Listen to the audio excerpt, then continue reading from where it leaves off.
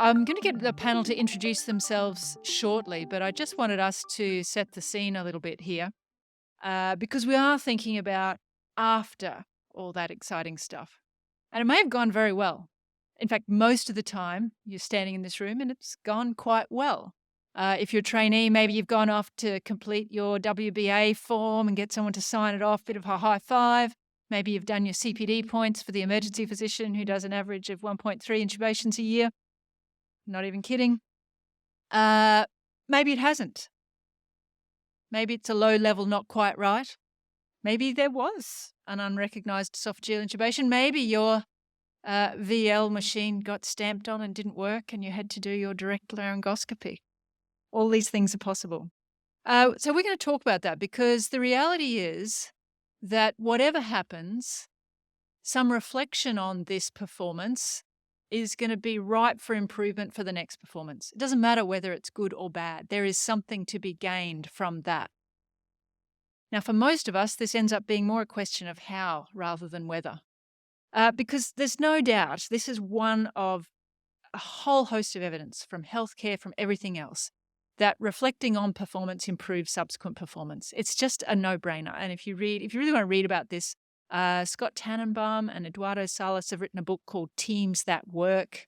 I've read it incessantly for about the last 12 months, but they just offer us huge meta-analyses that debriefing works, whatever you call it.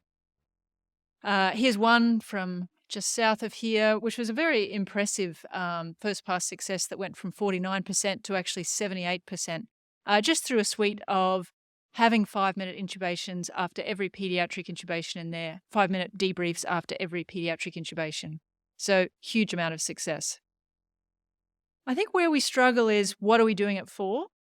And then how do we do it? This is one way people think about it. I don't know that there is a right way of thinking about it, but unfortunately, this conversation has become quite conflated with, are we stopping PTSD? Are we thinking about whether people need psychological first aid?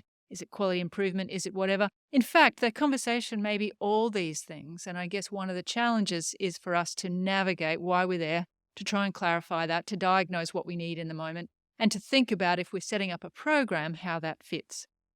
So we are going to really focus on the how while recognizing that the why. We're going to start with the assumption that if we can have a conversation about performance, it's going to improve our subsequent performance.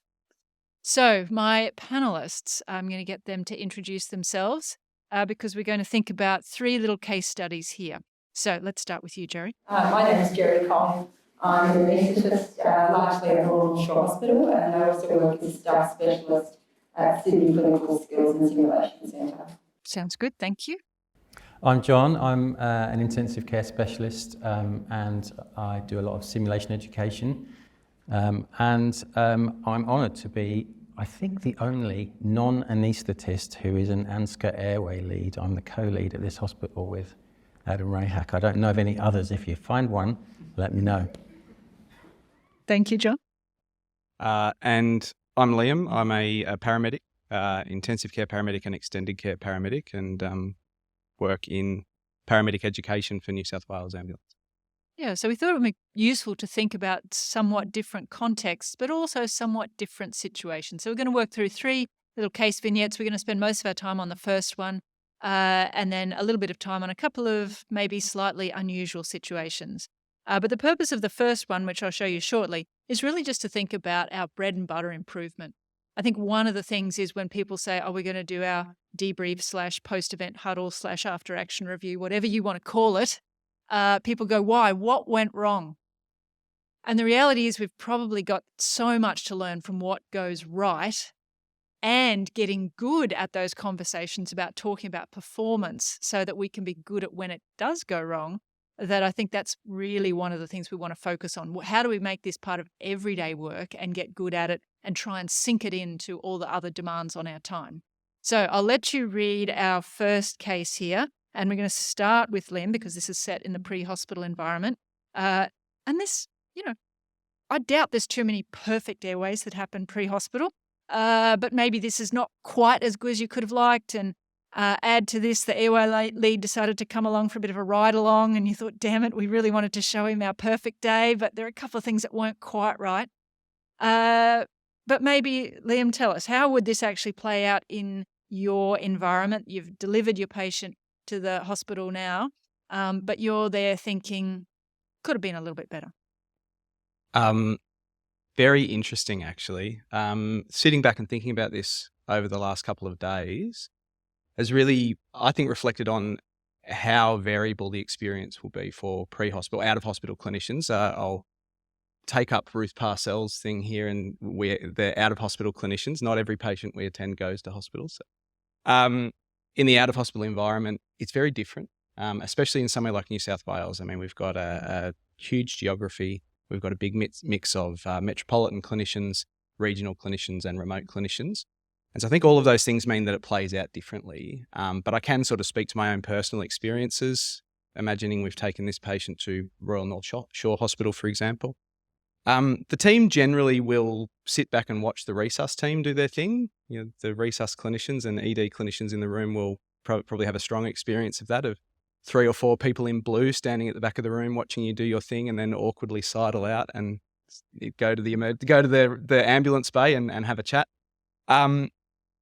It doesn't happen all the time. Our culture is not strong in debriefing necessarily. It will depend on the team leader. It will depend on the team. Our teams are variable. This is an interesting thing. We're only starting to reflect in out-of-hospital care that in every circumstance, almost our teams are scratch teams. You may be working with a crew from a different station, a different sector. You may have never met them before. You may not have had an opportunity to simulate with them previously, or it might be a quite tight-knit team from one station. So that debrief will look different there as well. So there's a lot of variables. Can I just pause for a minute? Because there's a few things about debriefing that you've already really underscored, I think, there. One is the powerful impact of people with social capital about whether they make it happen or not. Second is, do you make a consistent structure or a consistent approach across an organisation, across a team, across a department, or do individuals bring their own conceptualisation of this after-action review? And I think you also introduced there's a time, and for different groups, this time of when it should happen is going to be a little bit different. So I'm sure people have had these things, but it's worth just, if we're thinking about how we're going to do this in our own environment, these are some of the things that we're going to be toggling as we think about setting up effective systems. So I interrupted, but tell me then how it would work on a good day. No, that's perfect, actually. On a good day, I think what we would like to imagine is that the senior person at that case takes the rest of the team somewhere. What people might have noticed is that somewhere tends to be the ambulance bay, which has its own issues. Confidentiality can be a struggle. A lot of multitasking with packing up the ambulance, etc. So creating some protected time for debrief is not always there. And this is, of course, in the context of a hot debrief. There's also, the hot debrief tends to be more about clinical factors, but we do have avenues to talk about a cold debrief later on where there's psychological factors, and they're different things. I think it's important that we understand that as well. I would generally, and a lot of our senior clinicians would use a model of debriefing. Stop 5 is the one that I prefer, or the STOP model from Edinburgh, where you would ask, is everybody okay? Let everyone know it's not a blaming session. Have the team lead summarize the case so that there is a shared mental model, and talk about the things that went well as a priority, and then look for opportunities to improve. And then finally take some points to action, some responsibilities, where we can actually really reflect on what's gone on and whether there's something we can do to make our team performance better for our next patient, or our team performance safer for our next patient. Yeah, and that's worth reflecting on. I guess most people have seen these acronyms. That happens to be one that we use as well. But you've got a preview, and then you've got S for summarise the case, T for things that went well, O for opportunities to improve, and P for points for action. Yeah. And my understanding of the evidence is that it doesn't really even necessarily matter what system is used, but it's something like 89% of respondents felt that the debrief was more valuable if it was using a clear structure and not just an ad hoc conversation. Yeah, so this is signalling to people that we are doing something with a little bit of a plan to it. Yeah, a friend of mine was doing a systematic review of these clinical event debriefing acronyms, and they found over 35 of them, and they all worked. Completely agree. They only get published if they work. Yeah, I think we tend to overcomplicate it. If one person wants to use one model, one person wants to use another model, having something to refer from is really important. And just basically getting the team together as a collective and building a debriefing culture. I think the building the debriefing culture is the core thing. I'm personally not particularly concerned about what particular debriefing model is used. Yeah. And going to this specific thing, here we've got a couple of things where maybe it was difficult because of patient factors. Maybe there were some things that you discover there are points of action or things to improve. And maybe here it's to do with the setup. Maybe it's to do with the checking beforehand. Who knows? What do you do with that? And how do we know it wasn't just mentioned, that again, and nothing ever happens? Yeah, I think it's one of the traps of debriefing, isn't it? Because it feels very final once the debrief is over, but it's not final. If there are things that have been identified as points to action, that points to action and assigning responsibilities is, all steps are important, but it's one of the key steps. We've just sat around for 10 minutes talking about a case. Why? There are systems within, I'm sure, everybody's workplace. There are systems to report back. One of the really positive things we've had in our ambulance service is the development of our own Airway registry. So there is the opportunity to take, if we identify a specific issue, put that into an Airway registry and to create a body of evidence for other clinicians into the future. And one of the things that's come out of that is we've recognised that 40% of airways in New South Wales ambulance practice are either mild, moderate or severely soiled. And that sort of takes us into a new world of understanding our own practice. So, I think taking that information and there is, of course, things like RCAs and serious adverse events reviews, which I think sits separately to a debrief. You might just need to mention to the team that something quite significant has gone on as the leader, and let them, engage with that process from that. Yep. So you allocate accountability on the sort of team level. And I think what you're saying is important because we know and our data collection methods are getting better and better all the time, but capturing this everyday data allows those trends to emerge that might lead to actually some quite significant system improvement if the same equipment is actually causing grief for everybody, but not at such a big level that it causes a disaster.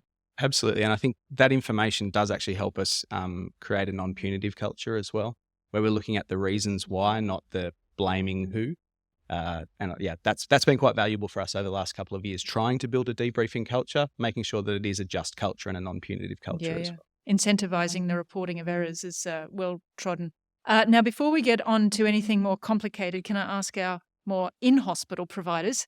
I know you two both share the sort of institutional post-event huddle, and that's the name that you've been using for it. While we're just talking on this kind of everyday reflection, maybe give us a little sense in a compare and contrast to Liam's way of doing that. Tell us how the post-event huddle is supposed to work. Oh, well, I suppose in theatre, it's not that uncommon for us not to get a tube in first class. And so I think this would be a smaller group that would have a little post-event huddle, but we probably wouldn't call it a post-event huddle. So in this situation, I imagine in theatre, we might want to get the team together, just, your registrar or your airway anaesthetic nurse. And I think the principles of the post-event huddle in this is that when we would get the team together, Liam's alluded to the preview. So I imagine we preview with the group why we're doing this so that they realise, that we're just looking at this, trying to work out what happened and why.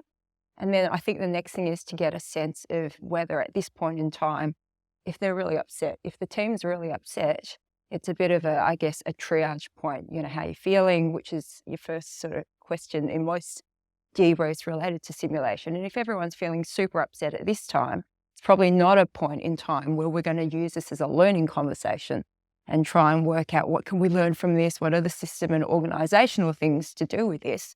Probably triaging this into a debrief to just give some psychological first aid and support the people, and then possibly, share some information, make sure that people don't go away not understanding what happened, because that's probably going to cause a bit of trauma or people feeling upset, and then organise for some time afterwards when we catch up and have that learning conversation. But at that point in time, make sure that we can provide some support for the people in the group, work out what their needs are, and then discuss what the follow-up is. I think they're the main sort of principles we would use in this situation. Yeah. So this is really interesting, isn't it? And it just illustrates the need to diagnose what the conversation is about and why it needs to happen. And I think you can't ignore emotion, while I think some of the debriefing models sort of say, it's not this. You can't really tell people how they're supposed to feel. But you're quite right. This for a out-of-hospital team is kind of like a thing they do all the time. Whereas in the operating theatre, if you had a rest on the table and you couldn't get the tube in, that would be a disaster. So we're talking about different kinds of considerations, even though we might end up having a similar kind of structure. But the other thing that comes to your response there is, what are the triggers for doing one of these? And I guess where Liam's saying is we should try and do it after every case. And I've noticed out-of-hospital teams are very good at that. But we also know that's often because they have a little bit of a sequential run of cases, as opposed to some in-hospital teams, which sometimes are already having to balance competing priorities. Yeah, and I think that scratch crewing is probably one of the things that really motivates us to debrief more often rather than less often. You're not necessarily going to run into these people in the tea room in 2 or 3 days' time or be able to have a little in-department email where you say, oh, can we meet on Friday and have a chat? We might be, a crew from St. Ives might be doing a cardiac arrest with a crew from Liverpool, and you're just never going to get a chance to see them again. Yeah. John, why was it called a post-event huddle? How did you land on that and not debrief or after-action review?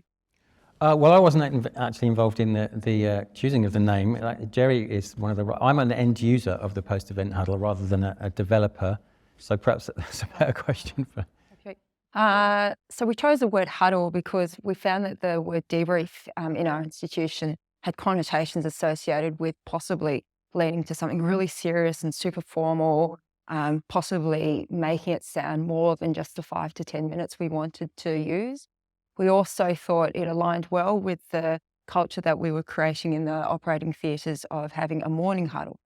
So, nice way to round the day. We're going to talk about the huddle, the morning huddle, and then if something happens, it's a post-event huddle, which really we tried to create that supportive culture in the department. Mm-hmm, mm-hmm.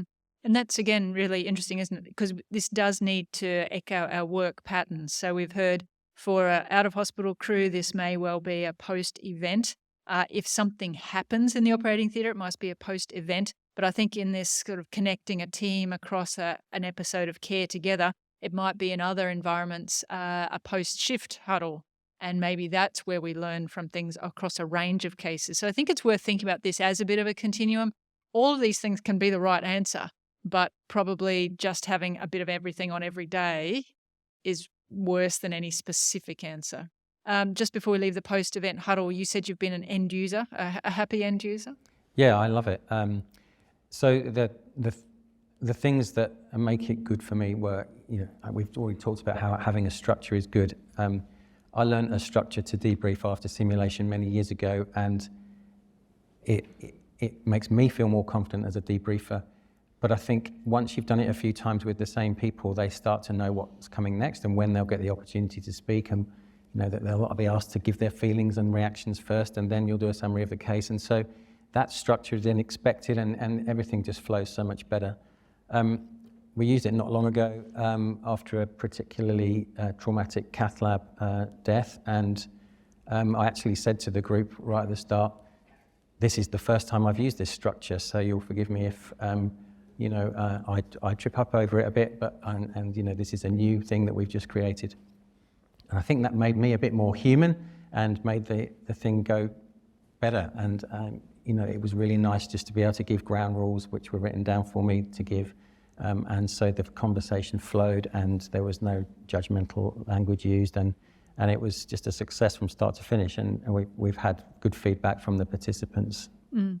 And I think that's worth just double clicking on there a little bit, because I think psychological safety is a bit misunderstood. But what you just both described is having clarity about what's expected in a conversation. It sets people up for being able to enter into it and take a risk of saying something. This isn't about whether they're upset or otherwise. This is actually about whether they're prepared to join in a conversation, which is reflection on performance. And the same with your sharing vulnerability. It doesn't need to be vulnerability about your clinical state or your emotional state. It's just vulnerability about your competence at whatever task that you're doing. All right, well, let's, so I might just even pause there, because as I said, our next couple of cases have got a little bit of twists on them. But just if people have got questions, I'm happy to hear a couple at this point, because we've actually talked a little bit about triggers, about structure, about conversational techniques, about time, place, systems. No doubt you've all got brilliant post-event debriefing programs yourselves. But are there particular questions that people would like to raise? Yes? In your elective theatre debriefs, they are going to be short, but the pressing is the next elective case. So how does that actually work? Great question. So we've been very fortunate in having a supportive executive of our operating theatre who recently put out a directive that there would be quarantine time. And this is, I guess, variable depending on how busy theatres are. So it's what we try and do in terms of the staff who are involved. And if it's not possible after hours for us to do this when we've got, Cat 1 coming in, then the culture that we have is a very supportive nursing structure, and they'll make sure that they follow up with nurses individually. And so our post-event huddle structure doesn't need to just be a team. It can be a one-on-one conversation as well. To answer your question a little bit, you might be interested, sorry, I don't have a QR code, but it just occurred to me, there's a publication by Rose and Rose, which looks at post-case debriefing in operating theatres. And they did over 3 years. Every case got debriefed during closure because they figured that was a time when the surgeon's winding down, the anaesthetist's winding up.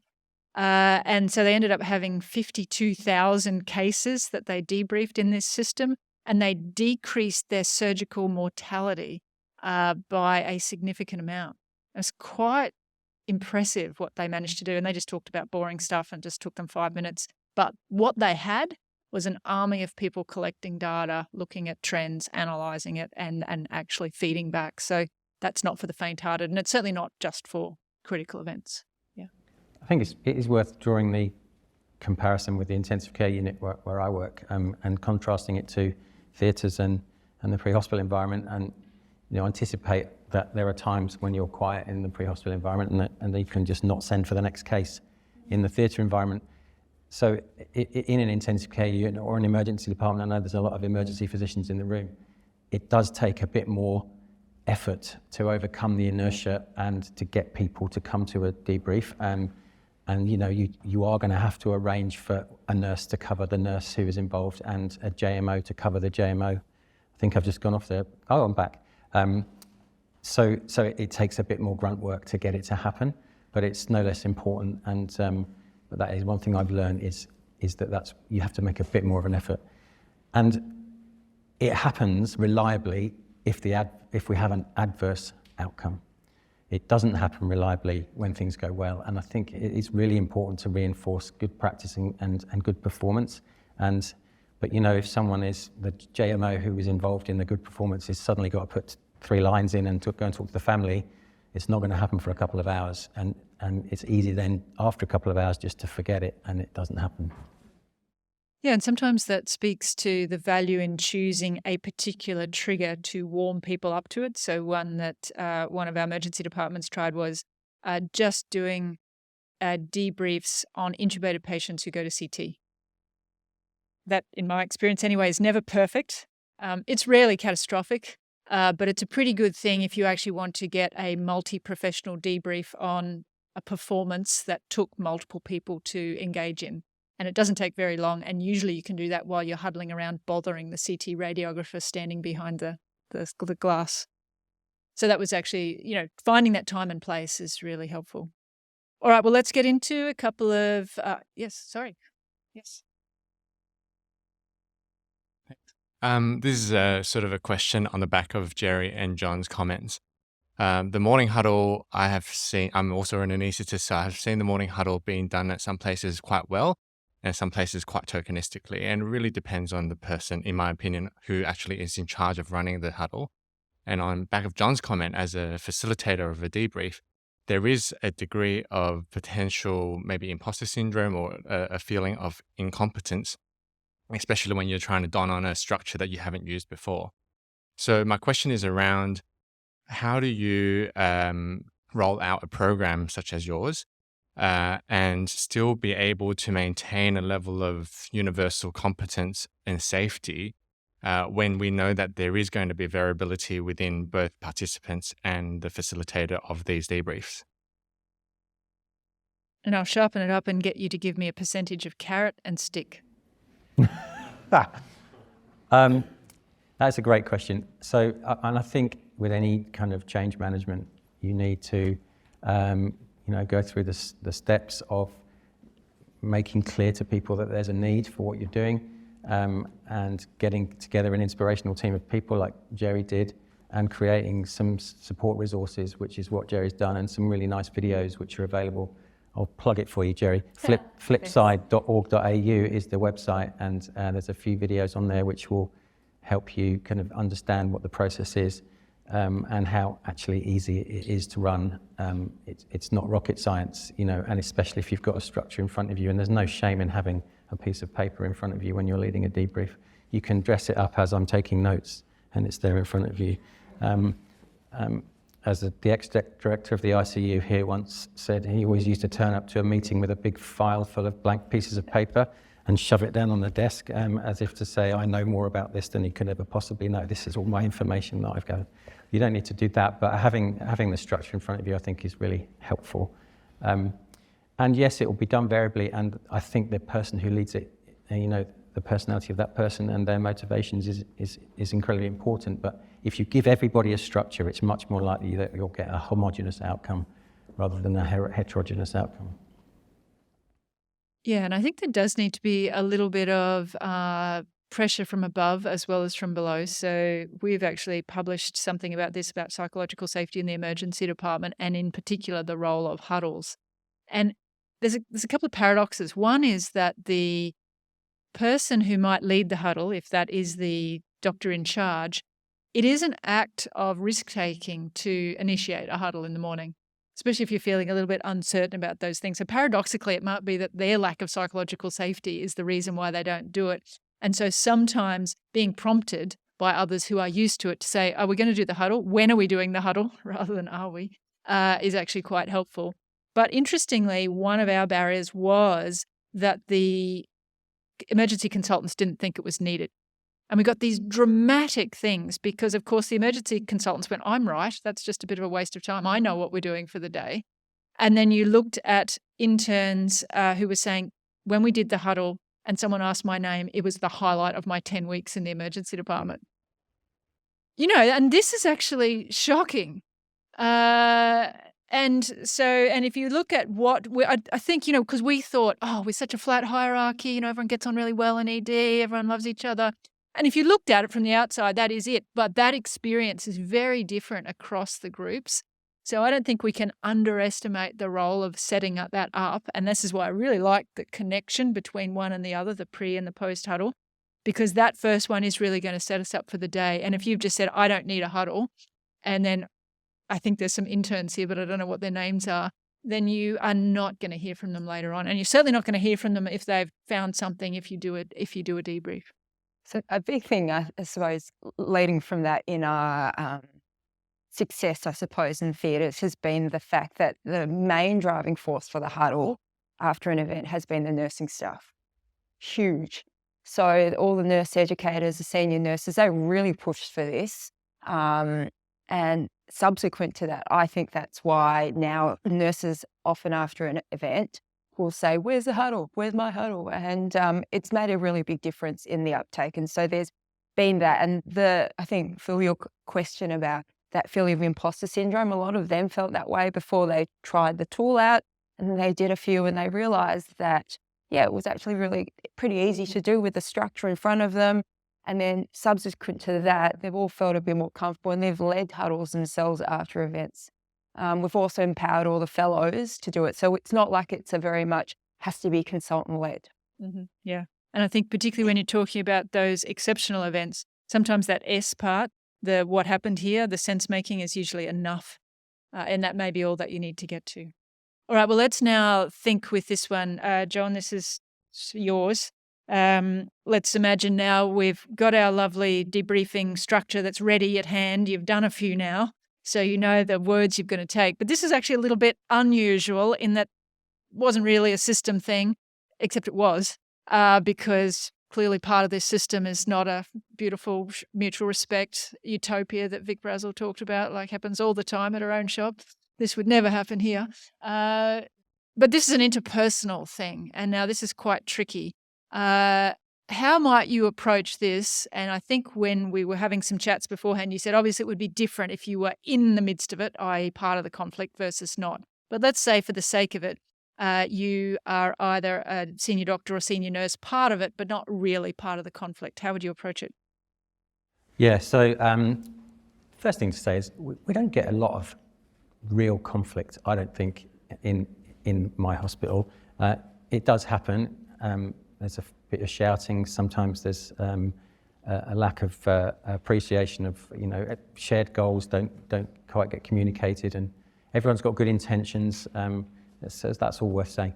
But if a conflict has happened, let's also think about what happened to the patient. So there's been some conflict, but there may have also been an incident which has affected people in the room quite apart from the conflict. So there's two things happening here. So we have to cater for not just fixing the conflict or trying to address the conflict that's occurred. We can't just ignore that. We've also got to cater for people who've been affected by the situation itself, the patient outcome, the patient scenario. So we can't just not do a post-event huddle because we're worried that the two people who are fighting will continue to fight during the post-event huddle, which is a risk, right? And we can't have that. That's not what post-event huddles are about. Those conflicts are rooted probably in culture issues, system issues, poor communication between tribes, all of those things. We're not going to fix that in the huddle, and we shouldn't address it in the huddle. The third thing is there might be people who are affected emotionally by witnessing the conflict, and now that's a bit more tricky. But I think for me, if this happened to me, and I think if you're in the scenario but you weren't involved in the conflict, you're kind of the ideal person to do this. I think I would be going to speak to the people involved in the conflict first, quietly, when the dust has settled, getting them individually, obviously not together, and talking through what happened. Listening, active listening, supportive statements, remaining curious to what they're saying and to their point of view, trying not to be judgmental, and then if they can get to a stage where they want to come and attend the post-event huddle, you invite them. And of course, huddles are not compulsory. We're not going to drag anyone kicking and screaming to that.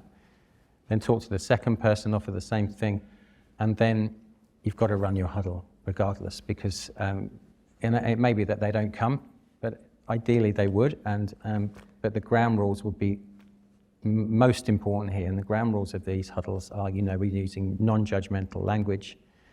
We're not here to fix differences of opinion. We don't want you to be making judgments about each other or the performance of people. That's for a separate time. This is to summarize the case, allow people to give their emotional reactions, to offer support to anyone who's having an emotional reaction, address concerns that people raise, but it's not a deep dive into the scenario. We're not going to go through it in forensic detail, and it's not a psychological debrief where we're going to investigate the reasons why you're feeling the emotions that you're feeling. Yeah, and I think it sounds like this conversation could be at two levels. One is a conversation about acceptable behaviour, and as you say, that's probably not for a group debrief. Or if it wasn't so much shouting, but there was a conflict of plans, however it was conducted professionally, that may be ripe for the debrief, because it may be that we don't all understand why different people had different plans. So have I got that right? You'd be more than happy with the second, but the first is not a huddle thing. Yes, absolutely. If you wanted to explain the difference of opinion that occurred, if it was done respectfully, you could definitely investigate that and even get people to explain their own sides of the story. And as priorities shift in complex scenarios, it's one tribe or specialty might suddenly feel that their opinion is now the right opinion as the situation has changed. But it's quite hard for the first team to let go of their plan and give the plan away to somebody else in that circumstance. So those kind of things, explaining that's how the conflict developed, might be useful even in the immediate post-event huddle. And this reminds me of some of the writing from the business literature about hot and cold conversations, not even debriefs, but just thinking about there are some conversations that are too hot to have. And so those same people that wrote, "Thanks for all the feedback," Douglas Stone and Sheila Heen, they've written a bit about that. All right, any comments about this? Because I'm sure conflict doesn't happen at any of your institutions, but let's say it did. Any thoughts about how a after Airway process conversation might pay out? there seems to be a lot of people in your hospital. I work in a rural hospital that's got one theatre. So the theatre team I'm talking about are the team that had the emergency. There isn't somebody spare to run that debrief.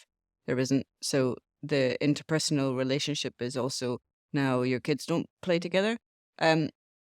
How do you manage that? Because actually, it's really important to stop because you have to start the next case together as a team. So how would you manage that? So it's the team. So say it's so for you guys, it's suggested would be, this is out of hours. There's another case coming that's not Cat 1, but needs to be done tonight. How would you actually manage that? Oh, well, you can't ignore the conflict, clearly. And,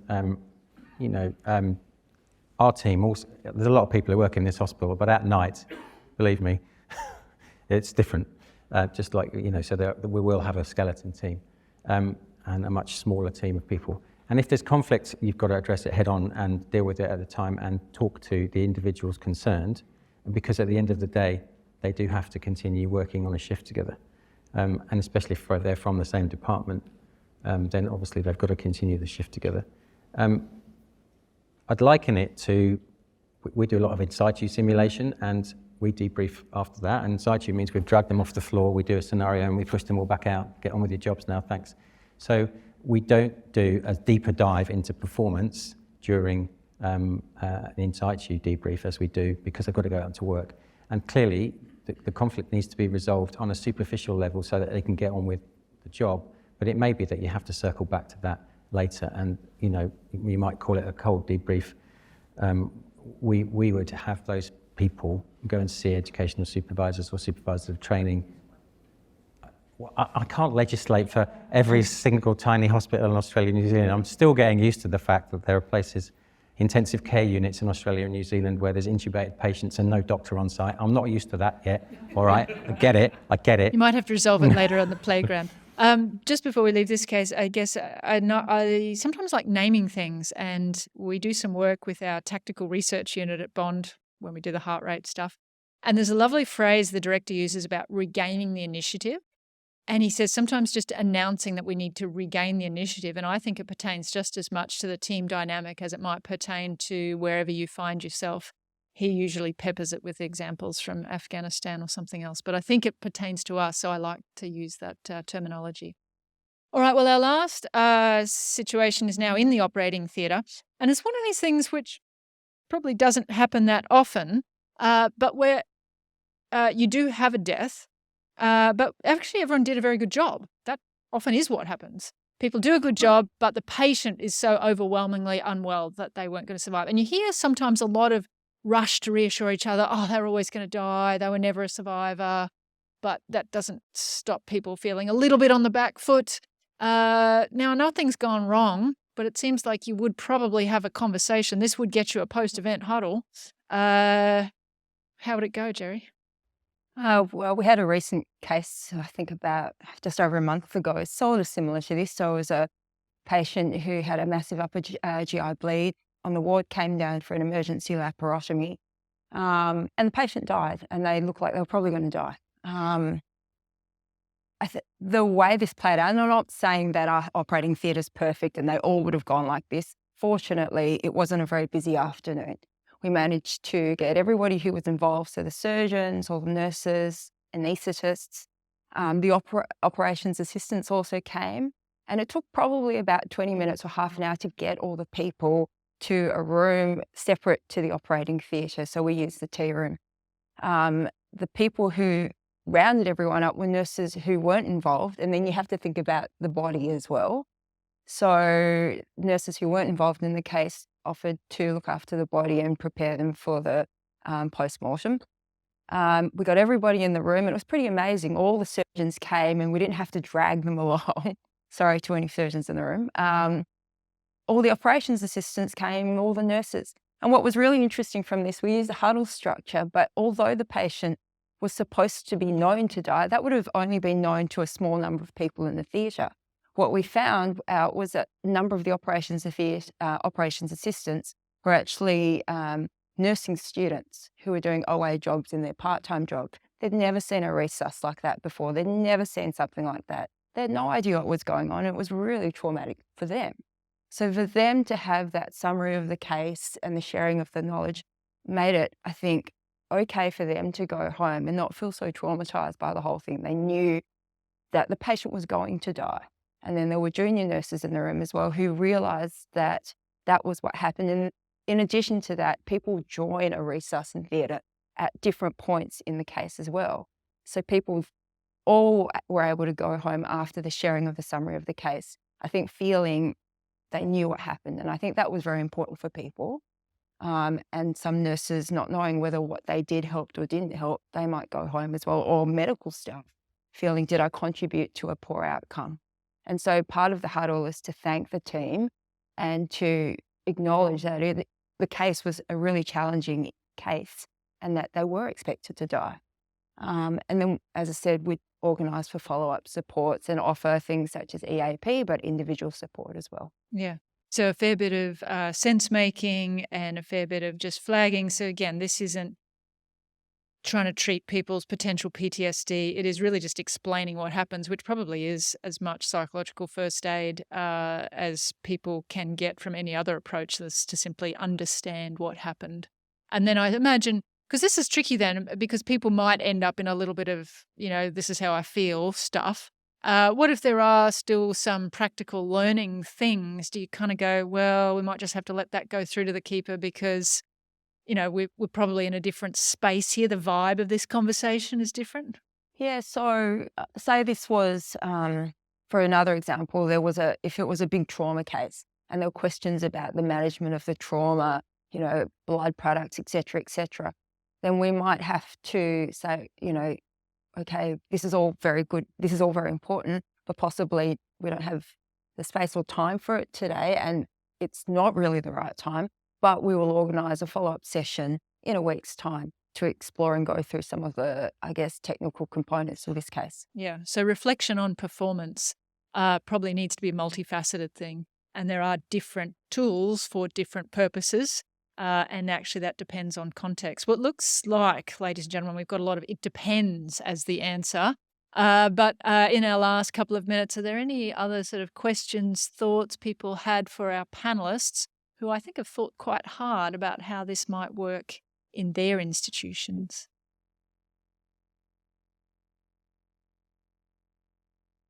All right, we're clearly between the audience and lunch. I will summarise then with two things. The first is, I think we've had some really nice thoughts here about time, place, purpose, structure, conversational techniques, but also what sort of underpins for people. I think we've learned we can't ignore emotions. I think we've learned that we probably do need to be quite thoughtful about this, but probably not avoid it altogether. And I think we need to recognise there's some big gains to be had and some significant losses if we don't at least do something. So I would like you to finish by thanking our panellists here for their thoughts today.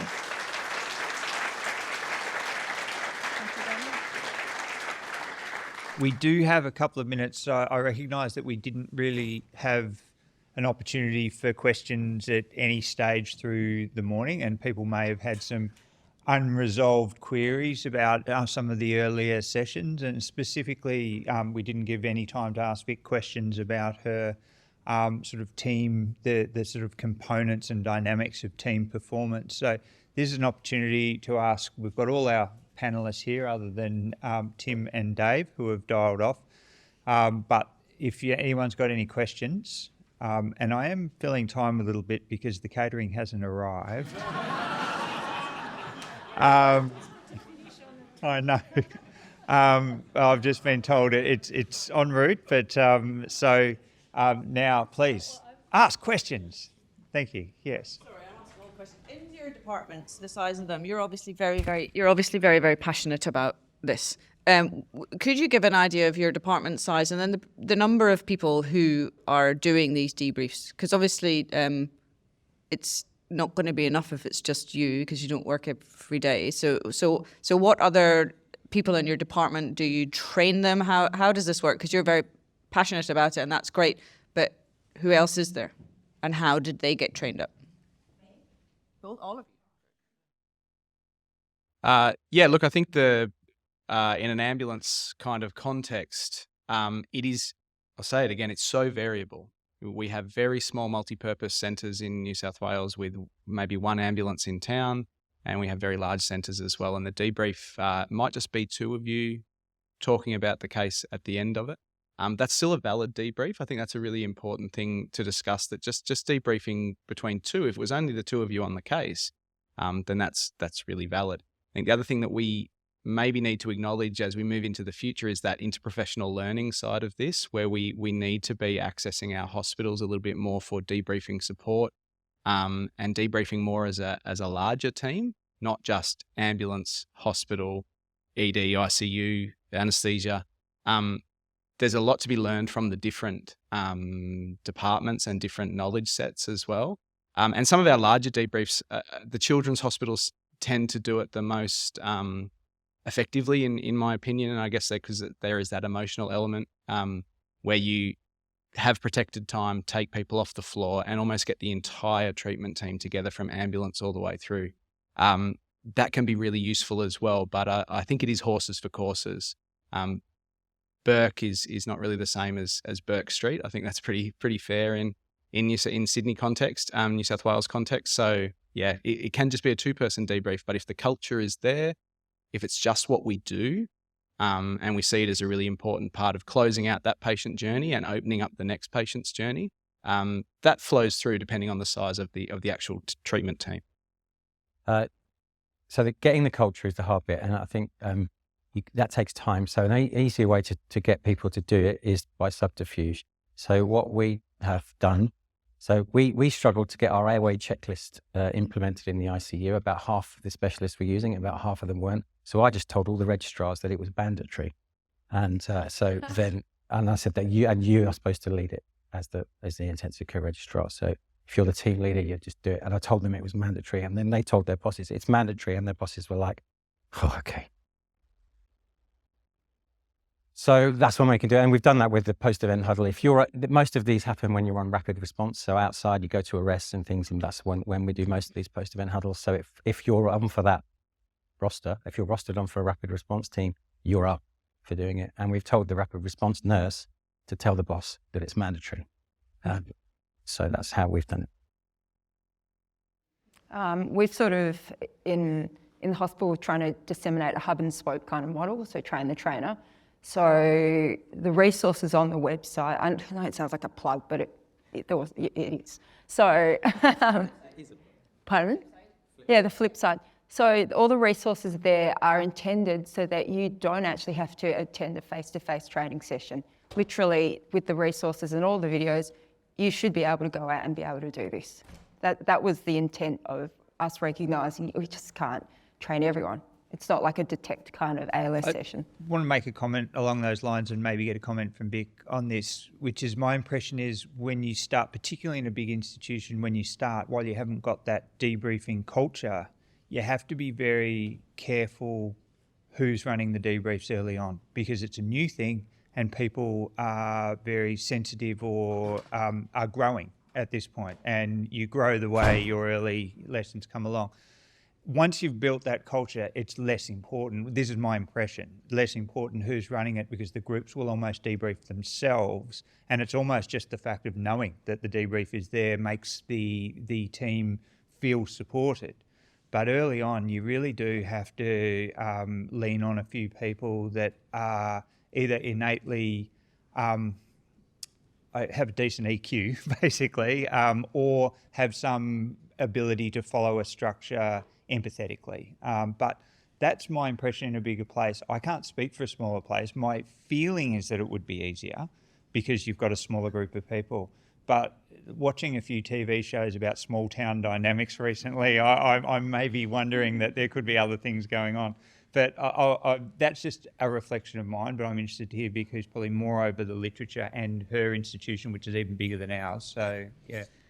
Yeah, I think it's easy to underestimate the variation in context. And so we do run workshops on after-action reviews, but we tend to do them by department and by context, sometimes by professional group. The anaesthetists were a group who really wanted to do some things. But then when we said, hey, do you want to bring some of your other team? They went, oh, yeah, great idea. And so actually it became a sort of more theatre-based group. But we have, and I guess this is a sort of step back to how do you enable systems. So out of the simulation service, we have developed a high-performance teamwork strategy for the institution. So now all these initiatives fall under that, and simulation service is in the high-performance teamwork strategy, but we actually do a whole range of things. And so things like after-action reviews and other team development interventions all fall into this. But we've found, while you have that as a strategy, you have to go context by context in terms of the granular helping people go through that sort of learning journey that John just talked about, that everyone goes through. And certainly, I think I would back up what you said about specific people. It's good to have the right people do this early on who have got some skills and some social capital. I think that's the other thing. I'm interested to hear how you deal with the huddle skeptics, because really teams often have one or two team members who are, not performing optimally. How do you deal with them? How do you get them to engage in the review? Your question is actually part of a broader one. So in the other sort of half of my life, I actually do team-based consulting. That should probably have been a declaration there, under the auspices of Bond. And we are often invited in to help with teams where there is one or two bad eggs. And if you actually read all the literature, you can do all the work you like on shaping team culture, psychological safety, all those things, and it will be helpful. But if you've got one or two people who are actively disruptive, it will just devastate everything else. Unfortunately, this is going to be hard to hear, but the only answer to that is actually removing them. And I know that's very hard in our healthcare systems, but if we were serious about our teams performing at their best, we would have zero tolerance for people that didn't see teamwork as a core value and who didn't actively work to support evidence-based teamwork interventions. So that's the first fact. The first reality is we know that that is very difficult. So what I often end up doing is helping the team manage that person, and they end up spending about half their team resources on dealing with those one or two people.